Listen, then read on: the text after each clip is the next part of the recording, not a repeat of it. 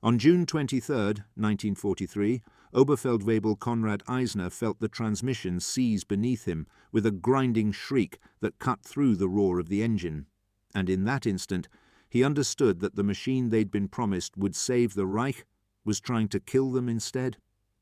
The Panther lurched to a halt in the middle of the open field, smoke already beginning to rise from the engine compartment, and through the vision slit he could see Soviet anti-tank guns swiveling toward them with deliberate precision. His driver, Gefreiter Albrecht, was screaming something about the gears, his voice pitched high with panic, and the smell of burning oil was filling the fighting compartment so fast that Eisner's eyes were already watering.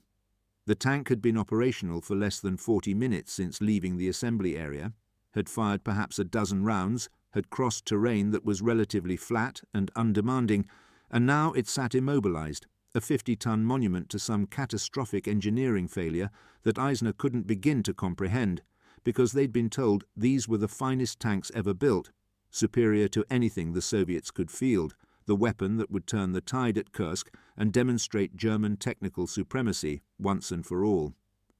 The preceding weeks had been filled with anticipation and carefully managed confidence as the Panther battalions were formed and equipped. The crews had been selected from experienced tankers, men who'd survived years on the Eastern Front and knew intimately the strengths and weaknesses of the Panzer III and Ivor models they'd been fighting in. When they'd first seen the Panthers lined up in the marshalling yards with their sloped armour gleaming and their long 75mm guns elevated at an aggressive angle, there had been genuine excitement, a feeling that finally they were being given weapons that matched their skill and courage.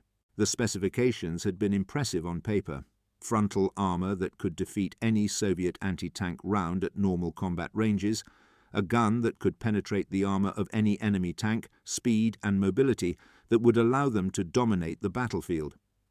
The training officers had been enthusiastic to the point of evangelical fervour, describing the Panther as a war-winning weapon, the product of German engineering genius that would make the crude Soviet tanks obsolete overnight.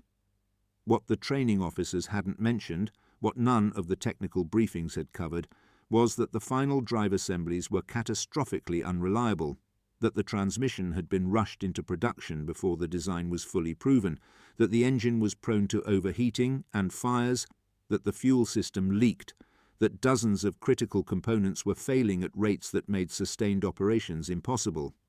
These weren't minor teething problems that could be worked out in the field. These were fundamental design flaws that had been identified during testing, but had been ignored or suppressed because production deadlines couldn't be missed, and the offensive at Kursk couldn't be delayed, and the propaganda value of fielding a new supertank outweighed the practical consideration that the machines might not actually work when subjected to combat conditions. The engineers at MAN and Daimler-Benz knew about the problems. The test drivers knew. The quality control inspectors knew. But that knowledge had been compartmentalized, minimized, explained away as acceptable risk or temporary issues that would be resolved through field modifications, and the information had never reached the men who would actually have to fight in the tanks or the commanders who were planning operations based on having functional armoured formations. Eisner managed to get his crew out before the first Soviet round hit, the 5 of them scrambling through hatches and sliding off the hull while machine gun rounds cracked past their heads. They ran in a crouch toward a small rise 200 meters away, their legs pumping, their breath coming in ragged gasps, and behind them the Panther erupted in flames as an anti-tank round penetrated the engine compartment and ignited the leaking fuel. It burned with an intensity that seemed almost malicious, black smoke boiling into the summer sky, and Eisner lay in a ditch watching his tank die and feeling a rage that had nothing to do with the Soviets and everything to do with whoever had decided it was acceptable to send them into combat in machines that were fundamentally broken. Around him, across the battlefield, other Panthers were suffering similar fates, some to enemy fire, but others simply grinding to a halt with mechanical failures, their crews abandoning them or trying desperately to effect repairs while under fire. The great offensive that was supposed to shatter the Soviet defences was being blunted not primarily by enemy action, but by the failure of German equipment, and the bitter irony of that was almost too much to process. The maintenance crews had known something was wrong from the first day the Panthers arrived at the front. Hauptfeldwebel Reinhardt, a veteran mechanic who'd kept tanks running through 2 years of campaigns, had opened up the transmission housing on one of the early arrivals and had stood staring at the gearing arrangement for a long moment before quietly calling over his senior technicians. The final drive design was inadequate, he'd told them, his voice carefully neutral. The gears were too small for the weight they had to move.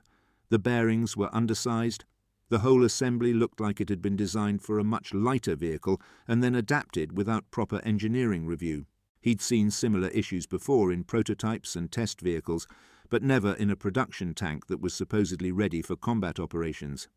His technicians had nodded grimly, their experienced eyes seeing the same problems, and they'd begun checking other Panthers in the battalion and finding identical issues. When Reinhardt had tried to report his concerns up the chain of command, he'd been told that the tanks had been thoroughly tested and approved for service, that his observations were noted, but that operations couldn't be delayed for what might be unnecessary modifications, that he should focus on keeping the tanks running rather than questioning the decisions of engineers who knew better than field mechanics what was acceptable. But Reinhardt did know better because he'd spent years learning what happened to tanks in combat, learning to read the patterns of failure that indicated fundamental design problems versus simple bad luck or operator error. The final drives were failing after 20 to 30 kilometers of operation, sometimes less. The transmissions were stripping gears even with experienced drivers who knew how to shift smoothly. The engines were running too hot, and the cooling systems couldn't keep up, especially when the tanks were operating in the summer heat, with the engine working hard to move the Panther's considerable weight. These weren't random failures or acceptable loss rates. These were systematic problems that spoke of a machine that had been fielded before it was ready, and Reinhardt had watched with growing horror as tank after tank was towed back from training exercises with catastrophic mechanical damage. He'd documented the failures meticulously, had compiled reports with detailed descriptions and component analysis, had tried to make his superiors understand that they were about to commit these tanks to combat when a significant percentage of them were guaranteed to break down regardless of what the enemy did. The pattern became clear in the first days of Operation Citadel as the Panthers moved into their assembly areas and began the approach march to their jumping-off positions. Tanks were breaking down at an alarming rate, some suffering transmission failures on the transporters before they even reached the front, others making it a few kilometers down the road before final drives seized or engines caught fire. The maintenance units were overwhelmed almost immediately, trying to repair or recover dozens of immobilized Panthers while under time pressure to get the formations ready for the offensive. Reinhardt found himself working 18-hour days in conditions that ranged from difficult to impossible, conducting field repairs that were really just temporary patches to get tanks mobile enough to reach the start line. He was cannibalizing parts from the worst casualties to keep other machines running, creating a shell game of functionality where working components were constantly shuffled between vehicles to maintain some semblance of operational readiness. The crews were watching this process with growing unease, understanding that their survival would depend on machines that were already failing before they'd fired a shot in anger, and the confidence that had characterized the early training period was evaporating into grim resignation. When the offensive finally began and the surviving Panthers rolled forward into contact with Soviet defenses, the mechanical attrition accelerated to catastrophic levels. Tanks that had been running reasonably well during the approach suddenly developed terminal problems when pushed hard in combat conditions. The final drives, already operating at the edge of their design limits, simply couldn't handle the stress of combat maneuvering, the sudden accelerations and direction changes, the vibration from firing the main gun, the shock loads from rough terrain. Transmissions that had seemed functional would suddenly refuse to shift or would lock up completely, leaving tanks stranded in the open. Engines that had been running hot would finally exceed their thermal limits and seize, or fuel lines weakened by heat would rupture and ignite, turning the Panther into a death trap for any crew that didn't evacuate immediately. The Soviet defenders, initially shocked by the appearance of the new German tanks and their impressive armor and firepower, quickly realized that they didn't need to destroy the Panthers in direct combat. They just needed to damage them or force them to maneuver aggressively, and the machines would often destroy themselves. Lieutenant Feldberg, commanding a platoon of Panthers in the second wave of the assault, watched 3 of his 5 tanks break down within the first hour of combat, their crews scrambling out and running for cover, while the immobilized vehicles were systematically destroyed by Soviet anti-tank guns. His own tank was still running, but he could hear concerning noises from the transmission, a grinding sound that suggested gears were beginning to strip, and he knew it was only a matter of time before his Panther joined the growing field of mechanical casualties. He'd pushed his crew hard during training, had believed the propaganda about German technical superiority, had internalized the narrative that they were being given war-winning weapons. Now that narrative was collapsing around him as he watched the physical evidence of systemic failure scattered across the battlefield. The rage he felt was cold and focused, directed not at the Soviets who were doing their jobs, but at the people who'd sent him into combat in defective machines, who'd prioritized production schedules and propaganda over the lives of the men who had to fight in these tanks. The tank commanders started to adapt their tactics to work around the mechanical limitations, trying to minimize the stress on their vehicles even while conducting combat operations. They avoided aggressive maneuvering when possible, tried to keep speeds moderate, shifted gears carefully even in the middle of firefights, treated their Panthers with a delicacy that would have seemed absurd in any other context. But the fundamental problems couldn't be managed away through careful driving. The final drives were going to fail regardless because they were inadequate for the job. The transmissions were going to break because the tolerances were too tight and the components were too weak. The engines were going to overheat because the cooling system was undersized. Every Panther in the offensive was operating on borrowed time, and the crews knew it, could feel it in every vibration and hear it in every unusual sound from the powertrain, could sense the mechanical death building beneath them, with each kilometre driven and each round fired. The maintenance situation in the rear areas descended into chaos as the scale of the problem became undeniable. Reinhardt's repair depot was receiving more Panthers with mechanical failures than with combat damage, and many of the failures were so severe that field repair was impossible. Final drive assemblies that had disintegrated needed complete replacement, and the spare parts pipeline couldn't keep up with demand. Transmissions with stripped gears required rebuilding by skilled technicians using specialized tools that weren't available in forward workshops. Engines that had seized from overheating needed to be pulled and replaced, a process that took hours and required heavy equipment that was in constant demand. The arithmetic was brutal and simple. Panthers were being disabled by mechanical failure faster than they could be repaired, and the operational strength of the Panther battalions was eroding with each passing day, regardless of enemy action. Reinhardt found himself looking at rows of immobilized tanks, millions of Reichsmarks worth of supposedly superior equipment rendered useless by predictable engineering failures, and the waste of it, the sheer criminal incompetence of it, filled him with a fury that had no outlet because the people responsible were far away and unreachable while he was here in the mud trying to salvage something from the disaster. The tank crews began to develop a complex relationship with their Panthers, a mixture of appreciation for the few things the tank did well and bitter resentment for its chronic unreliability. When the Panther was working properly, it was indeed a formidable weapon. The gun was accurate and powerful, capable of destroying Soviet tanks at ranges where they couldn't effectively return fire. The armor, when they weren't broken down and immobilized, could defeat most Soviet anti-tank rounds. The vision devices were excellent. The interior was relatively spacious. The design had genuine advantages. But those advantages were meaningless when you couldn't trust the tank to move when you needed it to, when you were constantly listening for the first signs of mechanical failure, when every mission felt like a gamble against your own equipment, breaking down and leaving you vulnerable. The crews started to develop superstitious rituals, particular warm-up procedures or maintenance routines that they believed helped their tanks last longer, even though rationally they understood that no amount of careful handling could overcome fundamental design flaws. The psychological toll of fighting in unreliable equipment was insidious and cumulative. In previous campaigns, tankers had faced the normal stresses of combat: the fear of enemy fire, the exhaustion of sustained operations, the horror of seeing comrades killed. But they'd been able to trust their machines to perform as designed, to respond predictably to controls, to keep running under normal operating conditions. The Panther destroyed that trust and replaced it with constant anxiety about mechanical failure. Every unusual sound was potentially catastrophic. Every hot day raised concerns about engine temperature.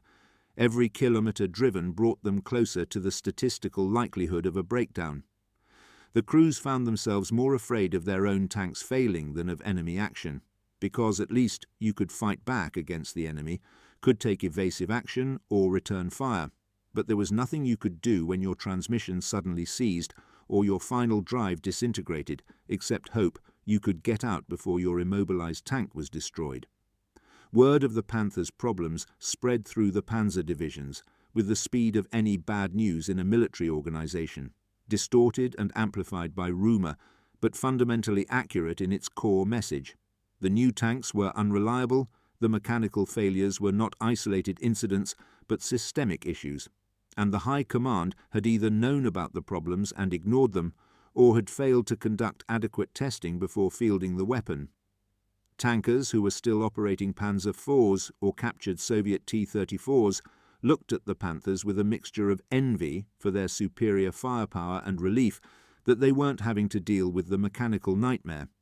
The maintenance crews traded stories about catastrophic failures, about final drives that had literally disintegrated into piles of broken gears, about transmissions that had locked up so completely they had to be cut apart with torches, about engines that had melted their own components from excessive heat. The narrative that the Panther represented German technical superiority was being replaced by a growing understanding that it represented something else entirely: the consequences of prioritizing propaganda and production schedules over engineering rigor and proper testing. Some of the more technically inclined officers began to piece together how the disaster had happened, how the warning signs had been there but had been ignored or suppressed. The Panther had been rushed into production to meet Hitler's demand for a counter to the Soviet T-34, and the development timeline had been compressed to the point where proper testing became impossible. The final drive problem had been identified during trials, but the decision had been made to proceed with production anyway, with vague promises that improved components would be retrofitted later. The transmission issues were known, but were classified as acceptable given the performance requirements, even though field conditions would obviously be more demanding than test track conditions. The cooling system inadequacies were documented, but were deemed sufficient for the design specifications, without apparently considering that combat operations would push the engines harder and longer than any peacetime testing regime. At every decision point, the choice had been made to accept risk, to minimize problems, to keep the program moving forward, and the result was tanks that looked impressive and worked well in carefully controlled demonstrations, but failed catastrophically when subjected to the chaos and stress of actual combat. The bitter irony was that the engineers who'd raised concerns had been correct, but their warnings had been filtered through layers of bureaucracy and military politics until they'd been rendered meaningless. Technical reports had been edited to soften criticisms. Test results had been selectively interpreted to support predetermined conclusions. Officers who pushed too hard on the reliability issues had been reassigned or marginalized. The system had been optimized to produce the answer that High Command wanted to hear, that the Panther was ready for combat, regardless of the technical reality. By the time the tanks actually reached the front and the problems became undeniable, it was too late to do anything except try to manage the disaster and hope that enough Panthers stayed functional long enough to make some contribution to the offensive. The men who'd hidden or minimized the problems, who'd prioritized political considerations over engineering truth, were not the ones paying the price for those decisions. It was the tank crews who died when their immobilized Panthers were destroyed. the maintenance personnel who worked themselves to exhaustion trying to repair the unrepairable, the junior officers who had to explain to their superiors why their formations were at half strength from mechanical attrition rather than combat losses. Eisner survived the war and would later try to explain to people what it had been like to fight in a Panther during Operation Citadel, but he never found words that adequately conveyed the specific horror of it. People understood fear of combat, understood the danger of enemy fire, understood the tragedy of mechanical breakdown at an inopportune moment, but they didn't understand what it was like to know with absolute certainty that your vehicle was going to fail, that it wasn't a question of if, but when, that every mission might be the one where your transmission finally gave out or your final drive destroyed itself and you'd be left immobilized in the middle of a battlefield waiting to be killed because someone in an office somewhere had decided that production schedules mattered more than the lives of the men who'd have to fight in defective machines. He'd seen too many good tankers die because their Panthers broke down at the wrong moment, too many crews burned to death in engine fires that shouldn't have happened, too many tanks abandoned and destroyed because they couldn't be recovered after mechanical failures in exposed positions. Reinhardt, too, carried the experience with him long after the war ended, though his nightmares were different. He dreamed about components, about the gears and bearings and shafts that he'd examined in failed final drives, about the physical evidence of engineering inadequacy that he'd documented and reported, and that had been ignored. He dreamed about the meetings where he'd tried to explain the magnitude of the problem, where he'd been told that his concerns were noted but that operations couldn't be delayed, where the people making decisions had clearly not understood or not cared about the implications of fielding unreliable equipment. In his dreams he was still trying to explain, still trying to make someone understand that men were going to die, but no one would listen, and he'd wake up with his hands clenched, still feeling the texture of broken metal, still smelling the burned oil and scorched paint of failed Panthers. The official reports on Operation Citadel would note that the Panther battalions had suffered high mechanical attrition and that technical problems had limited their effectiveness, but the dry language of after-action reports couldn't capture the human dimension of the failure. They couldn't describe the feeling of betrayal that the crews experienced when they realized their supposedly superior weapon was fundamentally flawed. They couldn't quantify the erosion of trust that occurred when soldiers understood that their high command had sent them into combat in defective equipment. They couldn't measure the psychological damage done by the constant stress of operating unreliable machines in lethal environments. The statistics would show that a large percentage of Panthers were lost to mechanical failure rather than enemy action. But statistics didn't convey what it felt like to be inside one of those tanks when the transmission seized, or what it was like to watch your vehicle burn because the fuel system had leaked and the engine had overheated and the inevitable fire had started.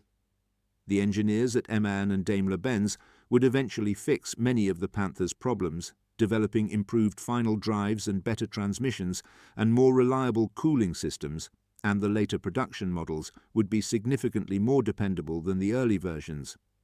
But that improvement came too late for the men who'd fought at Kursk, too late for the crews who'd died in broken Panthers, too late to undo the damage to morale and trust that the initial failures had caused. The Panther would go on to earn a reputation as one of the most effective tanks of the war, but that reputation was built on the suffering of the crews who'd operated the early models, who'd learned through bitter experience that impressive specifications and propaganda claims meant nothing if the basic engineering wasn't sound, if the testing wasn't rigorous, if the people making decisions prioritized politics over technical truth. The broader lesson, though no one particularly wanted to learn it, was about the consequences of organizational dysfunction, about what happened when technical expertise was subordinated to political considerations, when warning signs were ignored because they were inconvenient, when production deadlines became more important than product reliability. The Panther's failures at Kursk were not primarily a story of bad engineering. The engineers had known about the problems and had tried to raise alarms. They were a story of bad decision-making, of a system that was optimized to produce the answers that leadership wanted to hear rather than the answers that were true. The tank crews and maintenance personnel had paid the price for those decisions, had died or watched their comrades die because somewhere far from the front, people who would never experience the consequences of their choices had decided that reliability could be sacrificed to meet deadlines and satisfy political imperatives. Years after the war, Feldberg would encounter one of the engineers who'd worked on the Panther program, meeting by chance at a technical conference where military history was being discussed. The engineer had been eager to talk about the later improvements to the design, about how the problems had been resolved and how the Panther had become a successful weapon system. Feldberg had listened politely for a while before quietly asking about Kursk, about the early models, about what the engineers had known and when they'd known it. The engineer had gone silent, his enthusiasm draining away, and had finally admitted that yes, there had been concerns. Yes, the final drives had been known to be marginal. Yes, there had been pressure to get the tanks into production, regardless of the test results. Feldberg had nodded and had not said anything more because there was nothing more to say, no words that could adequately express what it had been like to command tanks that you knew were going to fail, to watch men die because someone had decided that their lives were acceptable costs in a gamble on production schedules and propaganda value. He'd simply walked away, leaving the engineer standing there with the knowledge of what his technical compromises had actually meant in human terms. The last image that stayed with Eisner, the one that came back to him in quiet moments decades later, was of the battlefield after the offensive had stalled, when the survivors were being pulled back and the true scale of the disaster was becoming visible.